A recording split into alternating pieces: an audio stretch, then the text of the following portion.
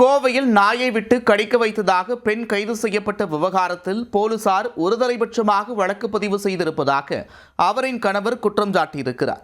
தற்போது அந்த பெண் தனியார் நிதி நிறுவன ஊழியர்களை நாயை விட்டு கடிக்க வைத்து விடுவேன் என்று மிரட்டிய வீடியோ காட்சிகள் வெளியாகியிருக்கிறது. குற்றச்சாட்டிலும் மறுப்பிலும் உள்ள பின்னணி என்ன?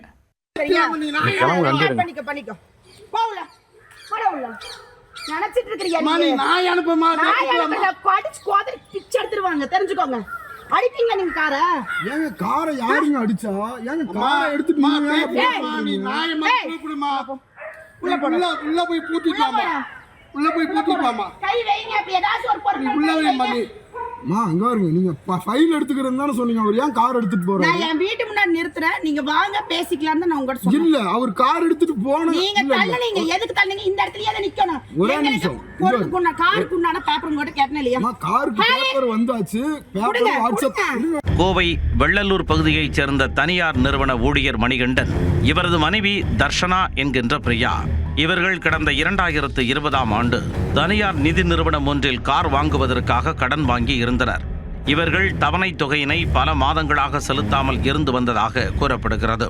இந்நிலையில் காரை எடுத்துச் செல்வதற்காக நிதி நிறுவன ஊழியர்கள் மணிகண்டனின் வீட்டிற்கு சென்றுள்ளனர். நிதி நிறுவனத்தில் வேலை செய்து வரும் ஜெகதீஷ் என்பவர் சக ஊழியர்கள் 3 பேருடன் சேர்ந்து காரை ரெக்கவர் செய்ய சென்றுள்ளார்.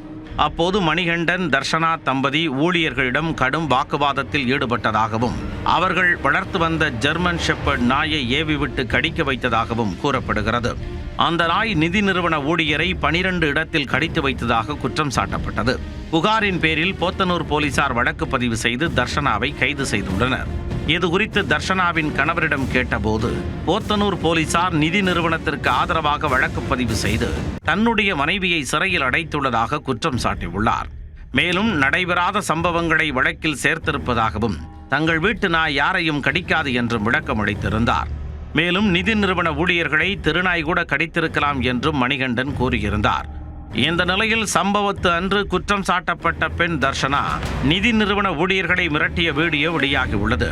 அதில் தங்களது வீட்டில் உள்ள ஏதேனும் ஒரு பொருளை கை வைத்தால் என்ன நடக்கும் என்று நாயை வைத்து மிரட்டியுள்ளார்.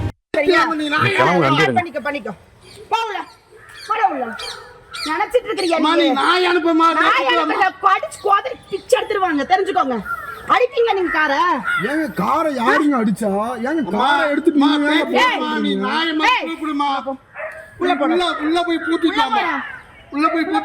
கை வைங்க. அப்படி ஏதாச்சும் ஒரு பொருள் உள்ள வைங்க. அங்க வருங்க. நீங்க ஃபைல் எடுத்துக்கிறேன்னு தானே சொன்னீங்க. அவர் ஏன் கார் எடுத்துட்டு போறாரு? நான் என் வீட்டு முன்னாடி நிறுத்துறேன். நீங்க வாங்க பேசிக்கலாம்னு நான் உங்ககிட்ட சொன்னேன். இல்ல அவர் கார் எடுத்துட்டு போன. நீங்க தள்ளனீங்க. எதுக்கு தள்ளனீங்க? இந்த இடத்துல ஏத நிக்கணும். ஒரே நிமிஷம். பொறுக்குன காருக்கு உண்டான பேப்பர் உங்ககிட்ட கேட்டனே இல்லையா? காருக்கு பேப்பர் வந்தாச்சு. Paper WhatsApp. தனது மனைவி தர்ஷனாவை நிதி நிறுவன ஊழியர்கள் தாக்கியதாக அவரின் கணவர் மணிகண்டன் குற்றம் சாட்டியிருந்தார்.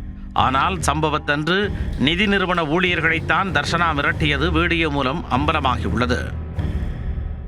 தூத்துக்குடியில் வாட்ஸ்அப் மூலம் செய்தி அனுப்பி ஷேர் மார்க்கெட்டில் ட்ரேடிங் மூலம் அதிக பணம் சம்பாதிக்கலாம் என்று ஆசை வார்த்தை கூறி 52 லட்சத்தை லவுட்டிய கேரள நபரை போலீசார் கைது செய்திருக்கின்றனர்.